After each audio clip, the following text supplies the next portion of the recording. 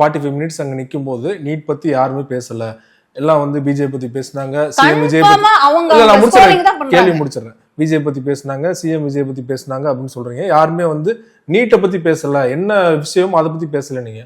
நீங்க அதுக்கப்புறம் பேச போனீங்க. நீங்க ஆரம்பிச்சது நீட்டை பத்தி என்ன சொல்லணும்னு என்ன ப்ரிப்பேர் பண்ணி போயிருந்தீங்க. நீங்க ஏன் நீட்டை பத்தி பேசல?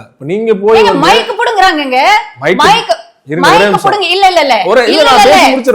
நீங்க முடிக்க வேண்டாம். நான் தான் கெஸ்ட், நான் தான் பேசுறேன், கேளுங்க. நான் கேள்வி கேட்றேன், தேவையில்லை. என்ன கேள்வி? சிவகுமார், நம்ம அப்புறம் பேசிக்கலாம்.